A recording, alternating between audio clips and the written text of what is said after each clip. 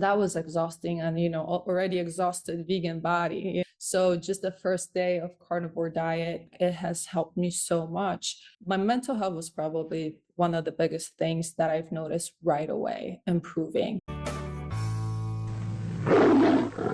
Hey guys, thank you so much for watching our videos. If you'd like to support us some more, you can explore our homemade natural skincare products at purelytallow.com.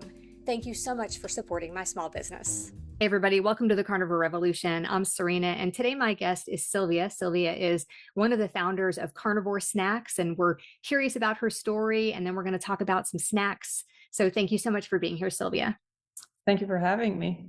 I'm really excited to have this conversation with you about your story and about how you became a meat eater. So let's start with that. Like, did it help you with, I can't get my words right. Hang on. We're going to start that over. Okay. Thank you so much for joining me, Sylvia. I'm really excited to get your story and find out about your healing journey. And we were talking off camera about the different diets that we've done. Seems like we've both done them all, from juice fasting to only meat. And so we'll talk about which one of those has served you best. So let's start there with your story. So I'll probably start that I was born and raised in Poland, and I was raised on a small farm where we grew everything for ourselves. It wasn't a business. So that was basically a way of providing food for our family. I moved to US when I was 13, and after that happened, none of the foods in the US really sat well with my stomach. It was always something going on when I was just feeling like I was drunk. I was constantly tired, rashes all over my body, and I couldn't really figure it out. For whatever reason, I did link that it was food related. So I just started, researching, because that was like soon after the internet was available. It wasn't like it's now, well, you have basically a small computer in your hands. But I was able to research like different diets, and I stumbled upon juice fast. And so I started doing that for a little bit. But I noticed very quickly that apple juice made from apples was making me feel very anxious. It was all the sugar and apple juice that was just basically making me feel like I was going crazy. So that didn't last long. Although I later switched to different juices that were like mostly vegetable based, but that also didn't work well with me. So I went through like different variations and stumbled upon vegan diet because of all the documentaries that were out there, and that kind of put me on a journey of 4 years of vegan diet. And the first year was more, I called it vegetarian, because at that time in Poland, or Polish mentality, vegetarian basically meant just plant-based. It didn't include like any dairy in it. So in my head, I was calling it vegetarian. So I was still eating a little bit of cooked foods, and then I discovered raw vegan diet. So I switched to that for 3 years, and that destroyed my stomach. It was just, I got to a point where literally anything I ate, I was just covered in a rash, like all over my hands, all over my stomach. And then I stumbled upon just fruit diet, because I read about, how the nuts can aggravate the stomach, and then the beans could aggravate the stomach. And I did like all the sprouting and all that stuff, soaking sprouting, everything that the vegan community tells you in order to make the food more digestible. So I went through that, and that didn't work. And then the all fruit diet, I went through pretty severe depression. I was pretty close to taking my life. I remember planning my own suicide. And then one thing led to another. I was bitten by brown recluse spider. And after that, everything has changed completely. I got Lyme disease, I got Epstein-Barr, I got Bartonella, on top of all the other things that with SARS, known as mold illness, that kind of was amplified during that time as well. So I was in the hospital for a week in ICU. I had 4 IVs in both of my arms, and I can share pictures. I don't think I shared any of those pictures on my Instagram, and how my torso was basically all cut up because the infection was it started in under my belly and started growing up through my ribs, and it started eating through my rib cage, all the muscles. And the infection was called necrotizing fasciitis, which is essentially flesh eating disease. So after that hospital stay, I got home and my stomach got even worse when I thought that it was impossible. It did. And when I was drinking water, like my stomach lining felt very aggravated, and even drinking water was hurting. So, and this is kind of how I stumbled upon carnivore diet. One of my friends sent me a podcast of Dr. Sean Baker, and I forget whose podcast he was on. I know it wasn't Joe Rogan's, but I remember watching it and kind of like laughing at the whole thing. Like in my head, I'm like, oh my God, he's gonna get, colon cancer, he's gonna die, and then I was so miserable. Like after thinking about that whole podcast and the information I learned from it, I couldn't get it out of my head. And then I just started experimenting with the carnivore diet. And first day I was feeling great. I was already feeling stronger, even post surgery. I went through 3 surgeries in order to clear that infection. So that was exhausting, and already exhausted vegan body. So just the first day of carnivore diet, like it has helped me so much. And my mental health was probably one of the biggest things that I've noticed right away improving. And just one day of carnivore diet kind of made me feel, I don't know if you ever feel like that or felt the anxiety from having like too much sugar. A lot of people will describe that, or that they're anxious on a daily basis. Sometimes it's not even anxiety, it's just too much sugar. But on one day of just eating meat, like my mood was just so stable. There wasn't none of the up and down, up and down. And that alone kind of convinced me, like, all right, well, I'm going to go for 2 more days and see what happens. And it just, everything started improving even more and more. Then I'm like, okay, well, let's do it for 2 weeks, and there was a month, and there was 3 years, and it, it was just amazing. So that's kind of how I stumbled upon carnivore diet, and then how Carnivore Snax, my company, was born. I don't know what my problem is. My brain is like, it's day 7 of a sardine fast, and I feel like I should probably have some steak. Okay. So, what I think is amazing about that is that on the first day, you noticed a difference. I just think that's incredible. And so many people that come from a vegan or a vegetarian diet describe it like that. And I've heard a lot of people say it's like the lights came on, like that very first day after eating like your first steak or something in however many years, it makes that much of a difference for you. I just think that's incredible. And I also find it interesting that you couldn't get it out of your head after you heard that podcast. And tell me if you think that this is why. I think for me, the conversation I have most with people is, how is it possible that the vegetables, the healthiest food that we know of, is what could be making people sick? And I think that is so hard to wrap your mind around. Even after 3 years of being a carnivore, I still have that conversation with people with it. There's like a little tinge of doubt in my head. As amazing as I feel and as awesome as my blood work is, there is a little bit back there that thinks, could it be wrong? But I think you hear about the carnivore diet and you can't get out of your head, because how is it possible that meat is what's healing people?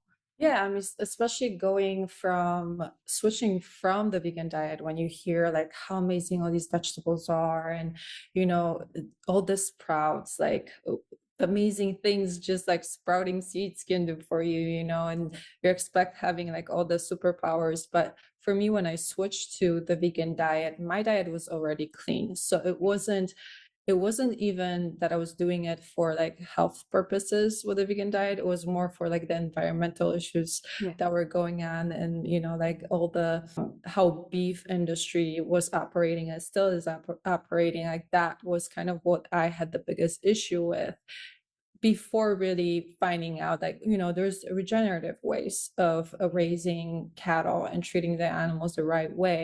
Mhm. So before learning all of that, like I automatically switched to vegan diet, thinking that I'm going to save the whole entire world, by not Yeah. eating animals. So vegan diet for me was never really helpful in terms of my health from the very beginning, because what I was eating prior to that was basically meat, fish. I had some a little bit of dairy. I had fruits, vegetables, and maybe a few nuts here and there. So it wasn't like I was going from standard American diet, because you will hear a lot of people who went from standard American diet to vegan diet and started feeling amazing. But the problem is, if you go from that kind of diet to switching, even if they started eating, vegan, like whole foods and vegetables, and added meat to it, they still would feel way, way better than how they were feeling on standard American diet. So it's not that the vegan diet was helping them. It was just the simple fact that they eliminated all this process from their diet. But to your point, going from vegan diet to animal based, that's definitely very noticeable. And yeah, there's a lot of gut issues, that people deal with that need to be healed, because the fact that people do have issues with plants, it's not that necessarily they're bad. It's just that the gut microbiome, it's not optimized to process them. And some people's stomachs are healthier than others, and they can deal with vegetables. This is why you have a lot of people on the opposite side that feel like, like, oh, you're crazy. Like you telling me that the lettuce is going to kill you, or you feel horrible after eating lettuce, or maybe some sort of FODMAP of vegetables that's more fermentable, because for them, they feel amazing after eating that. But for somebody who doesn't have optimized microbiome, eliminating that food is probably better for now, until somebody decides to actually fix the problem itself. I am not telling anybody that going carnivore long term is a good thing. I used to have a coaching business, and a lot of people that were signing up for my sessions, they wanted me to basically make them carnivore, Mhm. and yeah, that's great. But at the same time, and I do feel like doing carnivore diet maybe for like 30 days just to figure out what's working, what's not working, is a great thing. But I am still, to be honest, not fully convinced about doing it very long term for most people. There's some people who will thrive on it, but we also have to define what thriving is. Can you go back to eating vegetables and feel great? Can you have a little bit of blueberries and feel great? If not, then you probably haven't done much healing just through carnivore diet. Maybe there are some other things that you still need to do, environment and other things that are hugely important, and sleep as well. I saw a nutritionist the other day talking about how if you have a problem with vegetables, if you get bloated or gassy after you eat things like broccoli and cabbage, that there's probably something deeper wrong and you should go to the doctor and have your stomach checked. And I just think that's one of the most ridiculous statements I have ever heard, because everybody I know gets gassy from broccoli. So are we saying that everybody's stomach is messed up? Because now she's made all these people think that you can go ahead and eat the broccoli, but if it upsets your stomach, or there's something wrong with you, not that there's something wrong with the broccoli itself.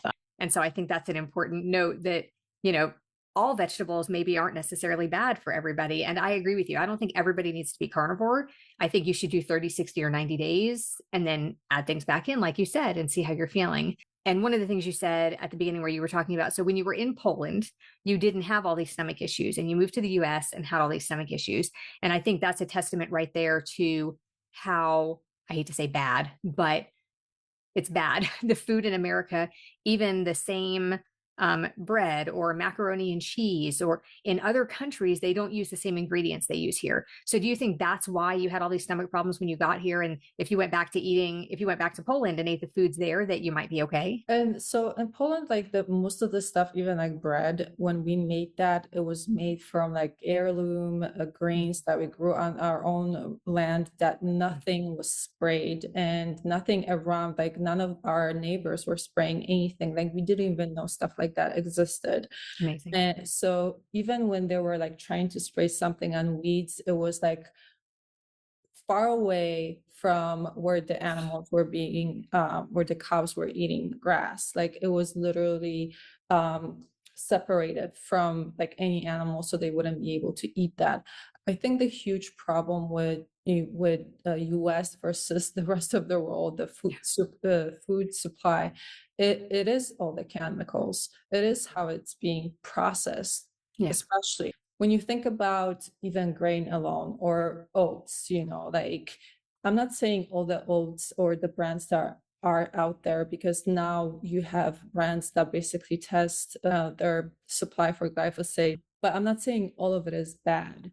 But when you think about processing, and me being in food processing now for a while, I know how things are made, and I know that the production byproducts are inevitable. Even like in the vegan community, when you have, pea protein powder, you think it's just pea protein. Yeah, the ingredients is just pea protein, but think about the processing that goes into getting that protein from that pea. It's very heavily processed, and you end up in such high levels of lead that I did a lot of testing on myself, and my lead levels never been higher when I was on the vegan diet from that. So you also have to think about that when it comes to food. Carnivore diet is such a simple diet. I feel like keto diet used to be a simple diet, but now you have all these bars, all these powders, keto this, keto cookie, keto ice cream, and the more we complicate things, I feel, and process things, it's not necessary that the thing that's in there is bad, but what is the byproduct of the processing as well? We also have to think about that. Now in the carnivore industry, you see a lot of the powders, beef powder, protein powder, beef powder protein. And again, I'm not trying to say that all of these products have issues with heavy metal levels, but some might, because when you think about steak versus a powder that's beef isolate powder, think about how much processing that meat had to go through in order to turn it into this powder. So even within the carnivore diet, like I think the more popular it gets, all these new products are going to be coming out. I feel that there's still going to be a lot of issues existing within that when it comes to just the quality of food.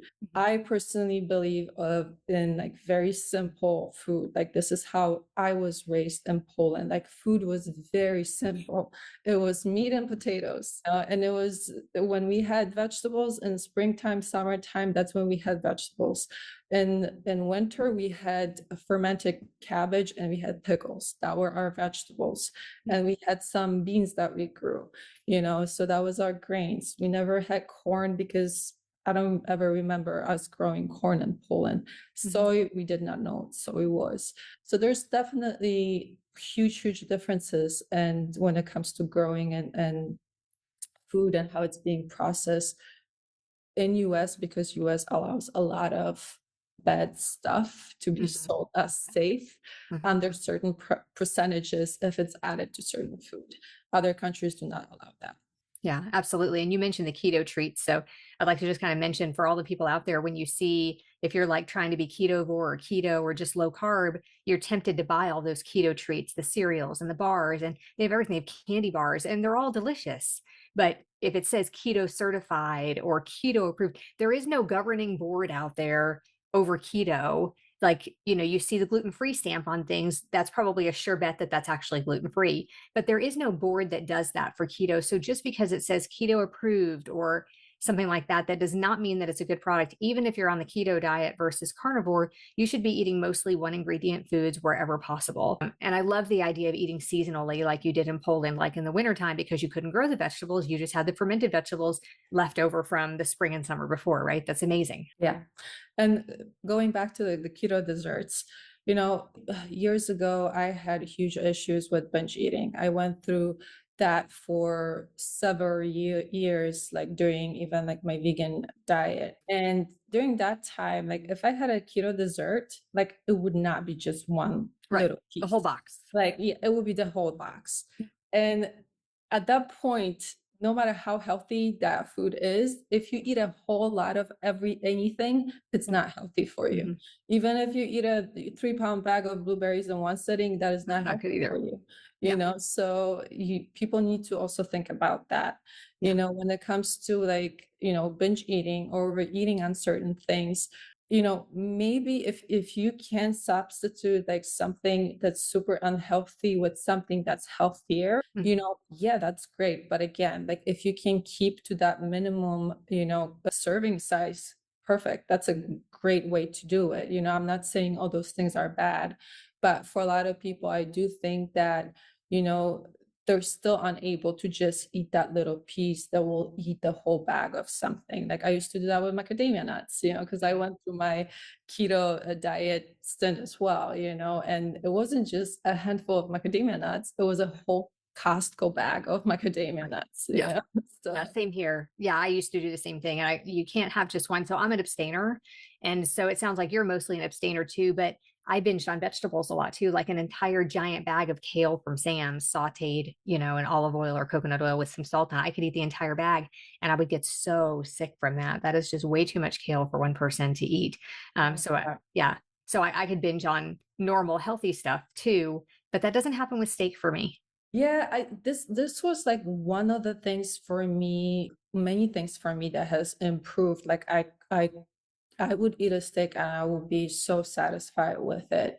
Although I have to say, like later on, after I was dealing with all the like Lyme disease and mold exposure, like what was weird to me that when I did get a new exposure to mold or went to a place that was super moldy, meat diet did not work for me. I was getting very inflamed, like I was getting a lot of stomach issues as well. Like the only thing that worked for me was fasting. Like Mhm. I had to fast, even though like I would try eating like the same steak that I always eat. I would start reacting to that. Hmm. And I do feel that there is a lot of people within the, SIRS community that, they go carnivore and it's not working for them. And it also has to do with the microbiome. I know there's a lot of like microbiome gurus out there that will tell you that you need this vegetable, that vegetable. And, maybe some people do, maybe some people will improve with vegetables, some people will improve with just meat, but the whole diet thing and health thing is very individual. It is different when you're just trying to lose weight, and it is different when you really are suffering from Mhm. some sort of autoimmune disorder. Like what I was saying before, like to me it was so frustrating because carnivore worked for me for so long and then it stopped and I was literally afraid. I'm like at that point I started feeling so confused, so lost, and I didn't know what to do at that point. So I just started fasting. And Mhm. if I fasted for 3 days, I laid out in the sun, exposed myself to, nature, like that started helping me a lot. And then I could go back to eating carnivore.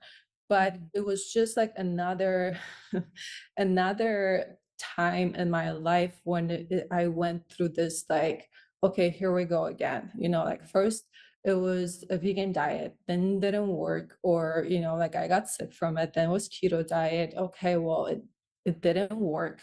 And Mhm. now carnivore diet, like it worked. The carnivore diet was probably the only diet that was able to stick for 3 years without dealing with any side effects or or anything else like mentally or like the binging. Like I felt like I was cured, and then it didn't work. Mhm. And I was so scared, like straight up scared, because at that point I didn't even know what to do anymore other than fast. So I think there is going to be a lot of people, within the source community that will experience that as well. So, and at that point, I started working with a mold literally doctor. She's also very literally when it comes to Lyme disease. So she was able to put me on a proper binder in order to help me with all those things. But, sometimes medication is necessary. And I was always against every and all medication. I never took anything. I never even took, Advil for pain, none of that, So when it came to like dealing with that issue with the prescription medication, I was like, you know what, I'm desperate. And at this point, I'm willing to try it. And I feel amazing with that right now. And I know what the issue is. So it just helped, you know. Yeah. So how strict did you have to be? You were a strict carnivore for a while. And what are you doing now? What does a typical day of eating look like now? For me, I feel like there's never a typical day. After you start your own business, Yeah. you probably know a lot about that, especially when at the beginning you're the one doing everything yourself. It's still mostly meat based. I started working a lot with like the environment and circadian rhythm and doing a lot of just natural light exposure and fixing leptin. So I was actually able to, with the conjunction of, carnivore diet and implementing, the other environmental stuff, I was able to like get away from all the binging issues. And now with the implementation of the binder, I like all the like physical issues that I was still dealing with inflammation and stuff like that helped me as well. But my diet right now is still mostly plant-based. It's not based, Yeah. but it's The opposite of plant-based. the opposite.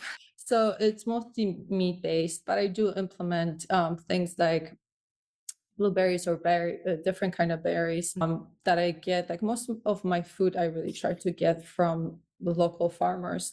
I live in Ohio right now, and there's few farms that have set up like their own farm stores that you can just drive up to and you pick whatever you want to pick and you check out and you leave. Like I love supporting local farmers and because people sometimes don't realize how much work goes into just growing your own vegetables.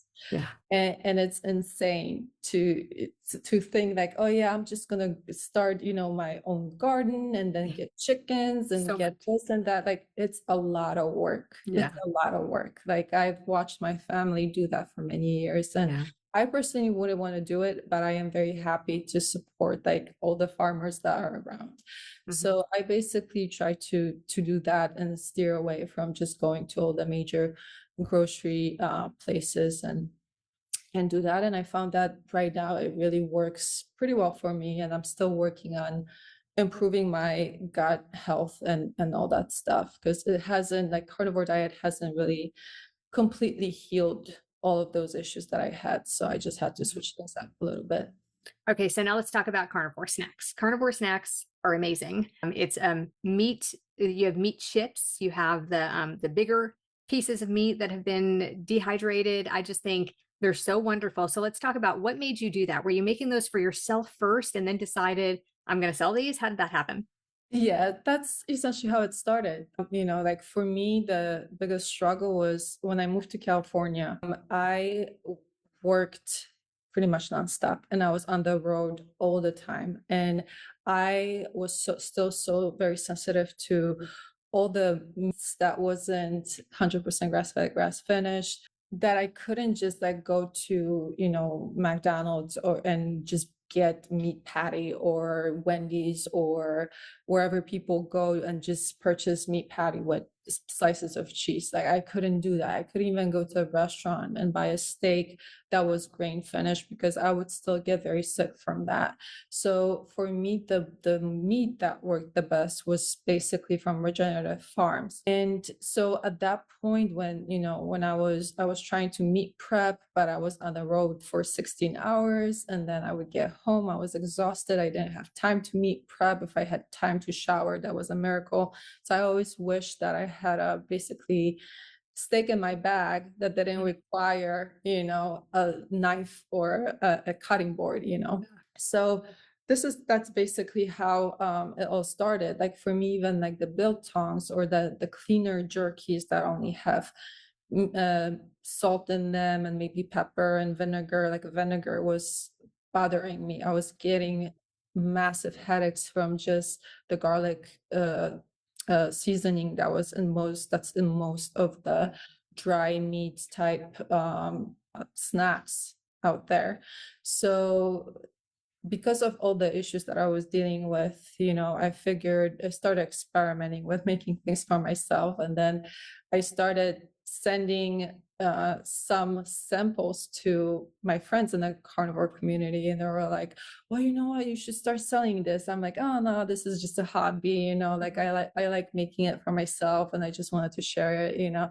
But from there, it kind of escalated into I'm like, okay, well, what else am I going to do? Like, there's a lot of people out there who would probably appreciate the simplicity of this product, the fact that it's just meat and salt. Like, I personally enjoy the flavor of just pure meat, with addition of a little bit of salt.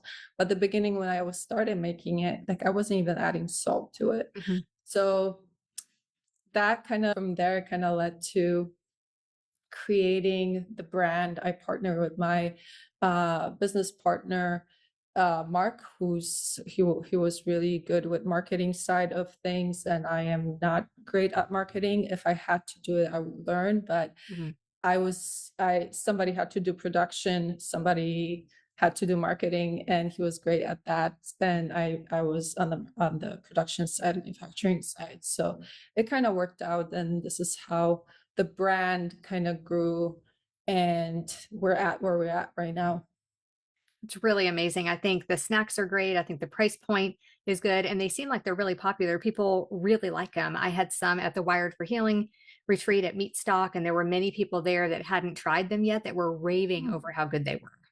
That's great. That's always great to hear because we definitely, when we do start marketing and doing, Facebook ads, and you never know who's going to purchase a product. The people who are more like into carnivore and clean eating, they appreciate the flavor. The Mhm. people who are not, who are standard American eaters, they'll say that this tastes like a dog treat. I'm Yeah. like, yeah, I get it. Like, Yeah. your taste is kind of messed up, so Yeah. I get it.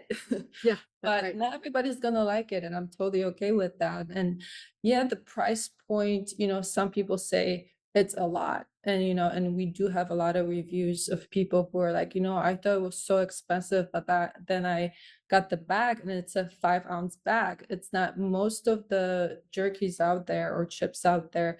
When you compare the size with the price, even our competitors, you will figure out pretty quickly that their product is more expensive when you Mhm. when you put it per gram, let's say, or per ounce. And yeah, for some people it will be expensive. For me, like, I definitely am not afraid of spending more money on really good quality of food. That was always for me a thing, like, even as a vegan, like, I would Yeah. buy a jar of, sprouted and whatever, almond butter that costs $40 for 16 ounces. So, and that would leave me with a lot of rash and stomach discomfort. And buying a bag of carnivore snacks at least leaves me satisfied for a whole day. And I have no issues with physical health whatsoever. So, if we can provide that for other people, then that's great. Mission accomplished. And I think for those people that are worried about the cost, because it's the same people that are worried about the cost with the carnivore diet in general. And the truth is, you can actually save money because you're not buying as many of the other things. And it's really just worth it. Like in the beginning, I really fretted over the cost of the electrolytes that I use. But as time has gone on, you just start to realize this is part of my life. And some days I spend, like right now, I'm doing a sardine fast. And so right now I'm spending like $5 a day on food, which is going to be so much less than you would normally spend. And so I'm kind of saving that money and banking it for the carnivore snacks later. Like it just kind of works out for itself. Sometimes I eat ribeye and sometimes I eat cheap ground beef. And so it just kind of works itself out. Exactly. Yeah. And just think about all the money that you're saving on all the hospital bills and doctor bills down the road and all the prescriptions and all that stuff. So Yeah. it definitely is worth it. Yeah, absolutely. Well, Sylvia, this was a great conversation. Thank you so much for joining me today. Thank you for having me. And thank you for watching. Be safe, be well, and I'll see you next time.